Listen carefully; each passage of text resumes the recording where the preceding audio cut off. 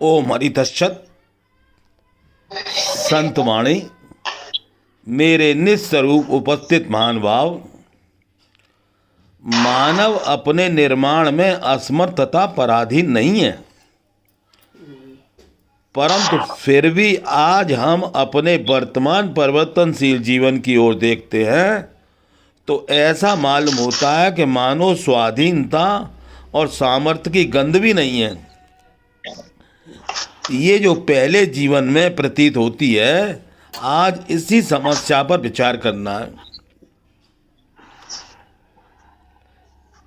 कौन सी समस्या? हम अपने निर्माण में असमर्थ और पराधीन नहीं हैं।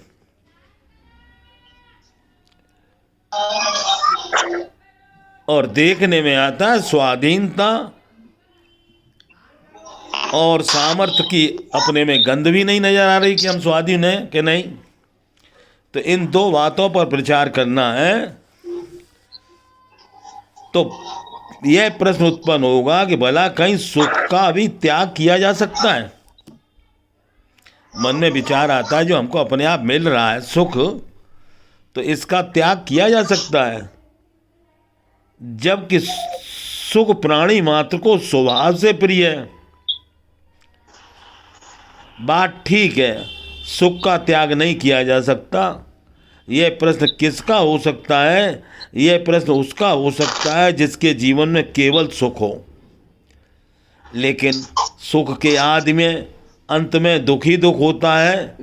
क्या उसका यह प्रश्न हो सकता है?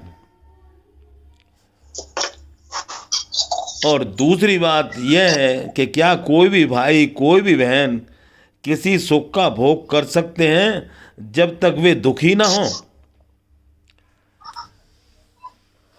हम यह दुखी नहीं हो तो किसी सुख का भोग कर सकते हैं? इसलिए अब हमें आवश्यक हो जाता है कि हम अपना निर्माण करें। उसके लिए हमें अपने जाने हुए असत का त्याग करना होगा। साधन निर्माण में मानव हमेशा स्वाधीन है। हम अपना निर्माण कर सकते हैं, हम अपने पैरों पर खड़े हो सकते हैं। संकल्प पूर्ति जीवन नहीं है, संकल्प रहित होने में जीवन है।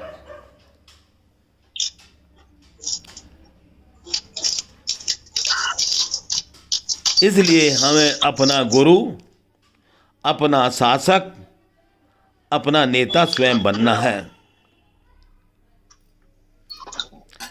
और इसके लिए सत्संग मानव जीवन का आरंभ है। हमें उस जीवन को पाने के लिए आरंभ कहाँ से करना पड़ेगा? बोले सत्संग से। और साधन प्राणिकता मानव जीवन का अंत है। जब हमारे जीवन में साधन प्राणिकता आ गई, सफलता आ गई, तो जीवन सफल हो गया। अब हमें ये पता होना चाहिए सत्संग की विधि क्या है, क्या तरीके से सत्संग किया जाता है। तो सुषुप्ति जागृति में बदले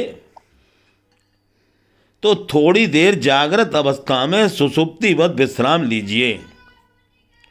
जिस समय हम सुबह जग कर बैठे, सुषुप्ति के बाद जीवन में जैसी जागृति आती है, उसी समय थोड़ी देर जागृत अवस्था में जागते हुए सुषुप्तिवत विश्राम करें।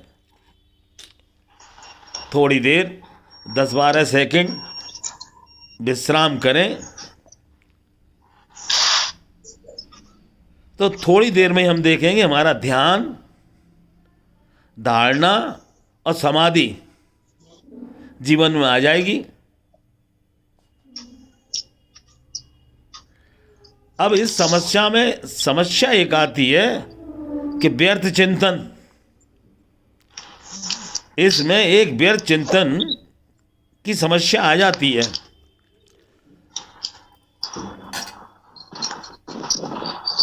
और वो हमारे बगैर किए हो रहा है, उसे होने दीजिए। हमें विश्राम में रहना है। व्यर्थ चिंतन होता है तो होने दीजिए, हमें विश्राम में रहना है। तो फिर क्या होता है, इस संसार का एक नियम है, आरंभ करने के बाद संकल्प पूर्ति के सुख तथा अपूर्ति के क्षोभ से आक्रांत होते रहने के कारण व्यर्थ चिंतन बना रहता है। हम एक जाल में पड़ गए हैं, संकल्प पूर्ति और अपूर्ति। अपूर्ति में हमें क्षोभ परेशान करता है और वो उसी के कारण व्यर्थ चिंतन को पकड़ लेते हैं। अतः इसका अंत करना होगा। जो व्यर्थ चिंतन होता है उसका हमको अंत करना होगा, तब शांति से स्वाधीनता और स्वाधीनता से प्रेम की ओर प्रगति होगी। फिर हमारे जीवन में धीरे से शांति आएगी, स्वाधीनता आएगी और प्रेम आएगा। प्रेम से अनंत रस की उपलब्धि होगी। जब हमारे जीवन में प्रेम आ जाएगा तो अनंत रस, ऐसा रस आएगा जिसमें प्यास बुझे नहीं, जल घटे नहीं, और मिले और मिले और मिले। तो कितना सरल विधि बता दी आज कि संत सत्संग ही एक हमारा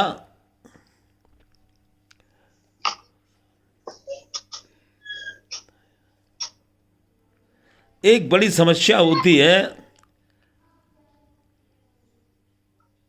कि साधन करते करते ये शरीर छूट जाता है या प्राण शक्ति नाश हो जाती है, तो हमें एक उत्कृष्ट घर में, एक ऊंचे घर में जन्म मिलता है और फिर हम साधन करने लगते हैं। ऐसा गीता में भी लिखा है, ग्रंथों में भी लिखा है कि यदि हम साधन करते करते ये शरीर हमसे छूट गया, हम अलग हो गए, प्राण शक्ति नाश हो जाती है, तो हमें एक उत्कृष्ट घर में, एक ऊंचे घर में जन्म मिलता है और फिर हम साधन करने लगते हैं। तो संत कहते हैं, वो बताते हैं कि यह सब बात भगवान वेद व्यास ने इसलिए लिखी है कि साधक निराश होकर घबरा ना जाए। व्यास जी ने ये बात इसलिए लिखी कि हम घबरा ना जाएं कि साधन करते रहे फिर भी प्राण छूट गए। यानी होता ही क्या है, शक्ति का ह्रास हुआ तो हम इस घर को छोड़ देते हैं। तो बोले इसका मतलब ये है, व्यास जी ने इसलिए लिखा है कि हमारे अंदर घबराहट पैदा ना हो जाए, इसलिए हम साधन आरंभ कर दें। साधन आरंभ कर दें माने सत्संग प्रारंभ कर दें। और आज ही देख लो, ग्रहण की वजह से लोग कितना घबरा रहे हैं। इसलिए हमारे व्यासों ने, वक्ताओं ने कहा कि इस समय सूर्य के बीच में चंद्रमा आ जाता है तो जरा आंशिक आया है, ऐसे हमारे जीवन में दुख आंशिक आ जाए, थोड़ा सा दुख आ जाए तो हम कितने घबरा जाते हैं। ये सब पूजा पाठ सब रखा रह जाता है, घबराहट के मारे।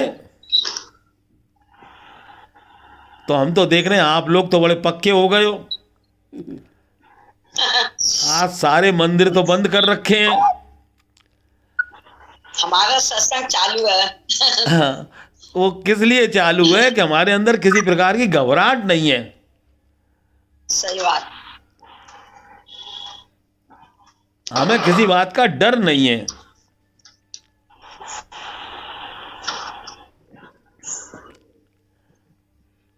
अब ऐसे देखो जैसे कोई बालक हो और उसके से कहा जाए तो अपना कान छिदवा ले, तो तो तो लो लड्डू खाओ, लड्डू में मुंह में दिया और कान छेद दिया।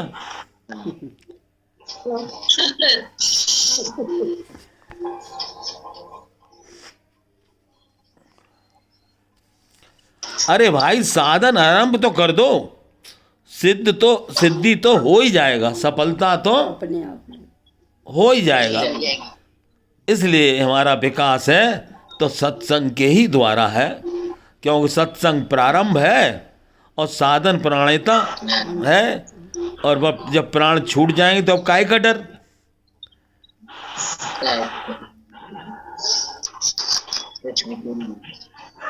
स्वयं भूल जाओगे, अनेक जन्मों की बात नहीं है, वर्तमान की बात है। हमें अनेक जन्मों से कोई लेना देना नहीं, हमें तो ये जीवन कौन सा निभाना है, वर्तमान जीवन। वर्तमान जी। यदि हम वर्तमान में आ जाएंगे तो पुराने जीवनों को अपने आप भूल जाएंगे कि नहीं। जो व्यक्ति वर्तमान काम करता है तो उसे पुरानी बातें याद रहती हैं क्या? तो अपने आप भूल जाएंगे। परंतु हम लोग अपनी निर्बलता को पोषित करने के लिए अथवा अपने दोष को गुणों का रूप देने के लिए इस प्रकार के बहाने भर लेते हैं दिमाग में और फिर सोचने लगते हैं भला वर्तमान में सिद्धि कैसे हो सकती है। तो संत गारंटी लेते हैं, तुम सत्संग का प्रारंभ तो करो,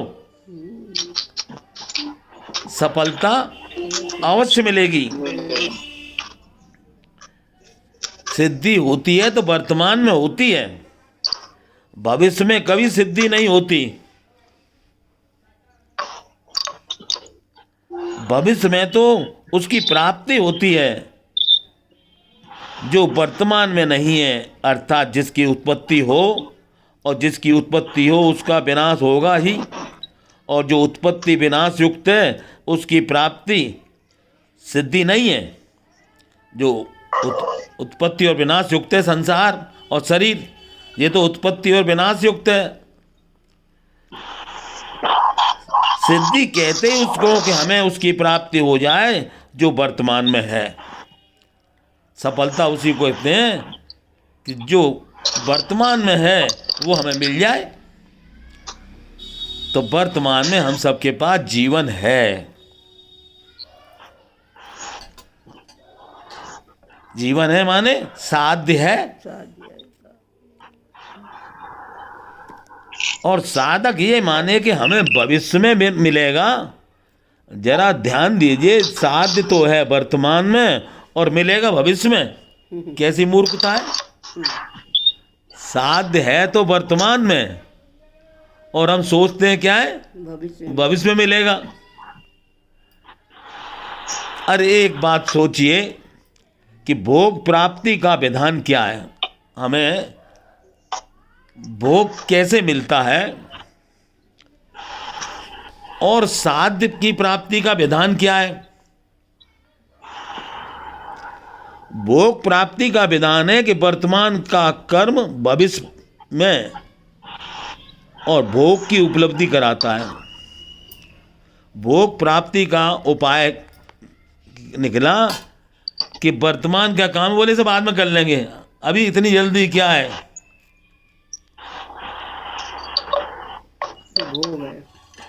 आज नहीं कल कर लेंगे, कल नहीं परसों कर लेंगे, इतनी जल्दी क्या है, अभी तो जीना है बरसों। तो जिसे लंबे जीवन की उम्मीद है वो भोग में पड़ जाता है।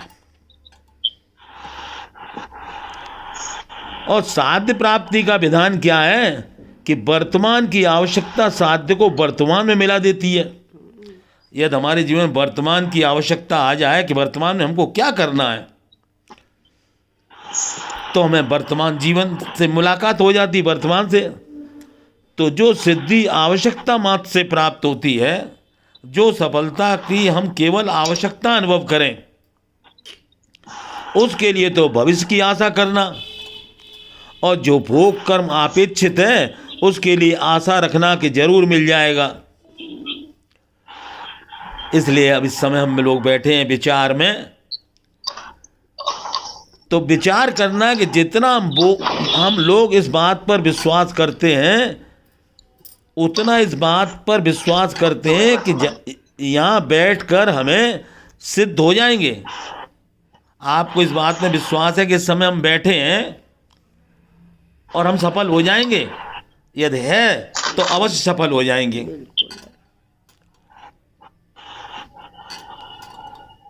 जरा ध्यान दीजिए, कितने लोग ऐसे हैं जो इस बात पर विश्वास करते हैं कि सफलता के लिए सत्संग ही हमारे लिए उपयोगी है। सत्संग के लिए हमारे लिए सत्संग ही प्रारंभ है। और जब सत्संग प्रारंभ हो जाता है तो संसार में तो परिवर्तन आता ही रहता है। ऐसे सूर्य ग्रहण समय समय के बाद आते रहते हैं।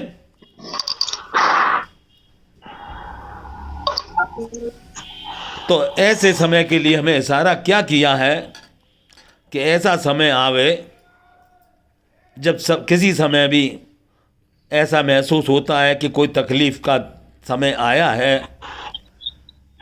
तो उस समय क्या करें? तो उसके लिए करें, तेरे नाम का सिमरन करके मेरे मन में सुख भर आया।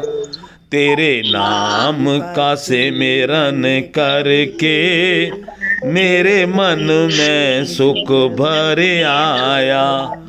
तेरी कृपा को मैंने पाया, तेरी कृपा को मैंने पाया, तेरी दया को मैंने पाया, तेरी कृपा को मैंने पाया, तेरी दया को मैंने पाया।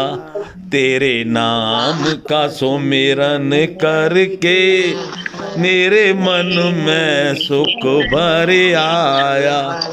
दुनिया की ठोकर खाकर, दुनिया की ठोकर खाकर जब हुआ कभी बेसहारा, दुनिया की ठोकर खाकर जब हुआ कभी बेसहारा, ना पाकर अपना कोई, ना पाकर अपना कोई, जब मैंने तुम्हें पुकारा, ना पाकर अपना कोई, जब मैंने तुम्हें पुकारा।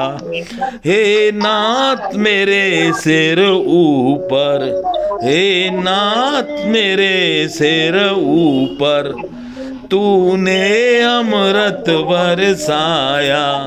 तेरी कृपा को मैंने पाया, तेरी दया को मैंने पाया। तू संग में था नित मेरे, तू संग में था नित मेरे, ये नैना देख न पाए। तू संग में था नित मेरे, ये नैना देख न पाया। चंचल माया के रंग में, चंचल माया के रंग में, ये नैन रहे उलझाए, ये रैन रहे उलझाए।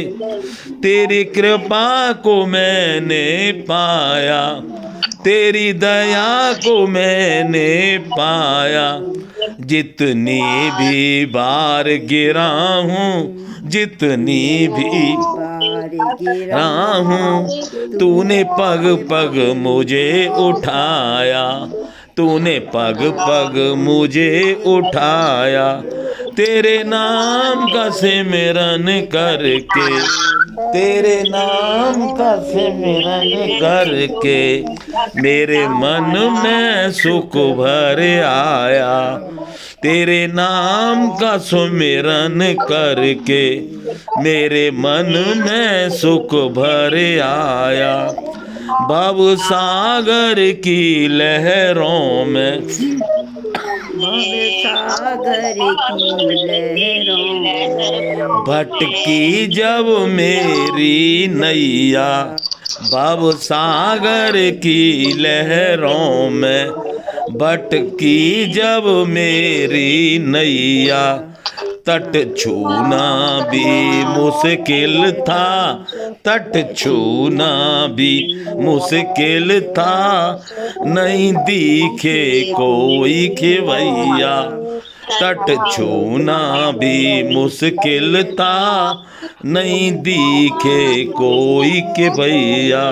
तेरी कृपा को मैंने पाया, तेरी दया को मैंने पाया। ते तू लहर बना सागर की, तू लहर बना सागर की, मेरी नाव किनारे लाया, मेरी नाव किनारे लाया। हर तरफ तुम ही हो मेरे, हर तरफ प्रभु तुम ही हो मेरे, हर तरफ तेरा उजियारा। निर्लेप प्रभु जी मेरे, निर्लेप प्रभु जी मेरे, हर रूप तुम्ही ने धारा, हर रूप तुम्ही ने धारा।